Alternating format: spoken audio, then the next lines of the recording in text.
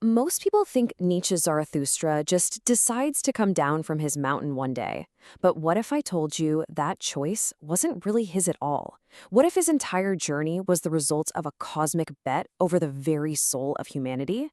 Well, today, let's explore the terms of that profound wager. And this right here is the question at the very heart of it all. It's this high-stakes debate between two massive cosmic forces, one that bets on our potential and one that just scoffs at the whole idea. The outcome of this is going to determine everything for Zarathustra's mission. So it's really crucial to get this. Zarathustra's journey is framed by this massive conflict before he even takes a single step. He basically becomes the playing piece in a game that's way bigger than he is, a test, really, to see what humanity is truly made of. All right, so let's meet the first contender in this wager, the spirit of becoming. You can think of this one as the optimist, the force that's all in on humanity. It sees greatness in our struggle and incredible potential in all our chaos. Now, this spirit is anything but calm and serene. It's described as a restless, laughing spirit.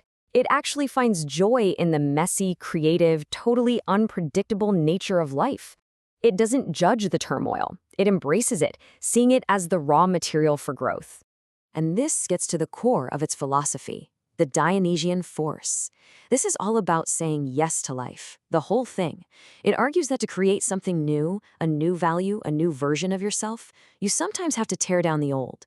So passion, struggle, even pain, they aren't things to run from. They're essential parts of the whole creative cycle. And I love this quote. It just brilliantly sums up the spirit's view of us. Yeah, humanity is flawed, right? A leaky vessel. But instead of seeing that as a failure, this spirit sees that inside that patched-up container, there's something bubbling, something potent and valuable, a kind of effervescent vintage. And here it is, the core metaphor for the spirit's entire worldview. Humanity isn't the final destination. Nope. We are a process, a transition. Think about it. A bridge isn't meant to be a permanent home. It's meant to be crossed to get to something greater on the other side. The very act of being that bridge is what gives us our purpose. This quote just ties it all together so perfectly. Our greatness isn't found in being perfect or stable, it's in the struggle itself. Overgoing means to transcend, to push past our limits, while downgoing is that necessary act of self-destruction so we can rebuild something better. It's in this constant, messy cycle of becoming that this spirit sees our true nobility. Okay, so every wager needs an opposing side, right? It's time to meet the antagonist, the spirit of contempt. If the spirit of becoming was the champion of potential, this one is the voice of pure, cold cynicism. And wow, the contrast could not be sharper. This spirit is described as cold and disdainful. Its nihilism isn't just a bad mood, it's a deep-seated belief in the meaninglessness of everything.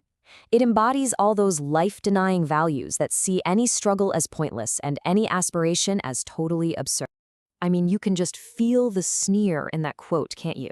It sees Zarathustra's mission not as some noble quest, but as a ridiculous farce. It's not just betting against humanity, it's pulling up a chair, grabbing some popcorn, and eagerly waiting for us to fail. So remember that powerful image of the bridge? Well, the spirit of contempt looks at the exact same thing and calls it a sagging rope. Where one sees a strong path forward, this one sees only fragility, weakness, and the guarantee of a long, long fall into a pitiful abyss. And this, right here, this gets to the absolute heart of its contempt. It argues that humanity doesn't even want greatness. We prefer to be a comfortable herd animal. This is exactly Nietzsche's fear of the last man, the person who just wants comfort and security, who blinks with a contented stupidity, having given up on any and all higher ambitions. So what we have are two completely opposite, totally irreconcilable views on the table. One sees a noble struggle toward transcendence. The other sees a pathetic little farce that's doomed from the start. Let's break down the exact terms of their wager. Let's just put it all side by side. On one hand, you have this restless, laughing, chaotic energy. And on the other, just cold, disdainful mockery. The metaphor for humanity is either a strong bridge to the future or a sagging rope.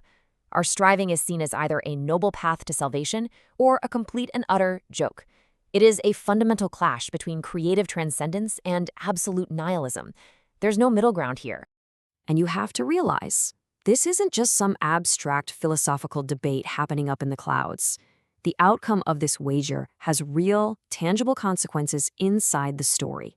It establishes the incredible weight that's on Zarathustra's shoulders.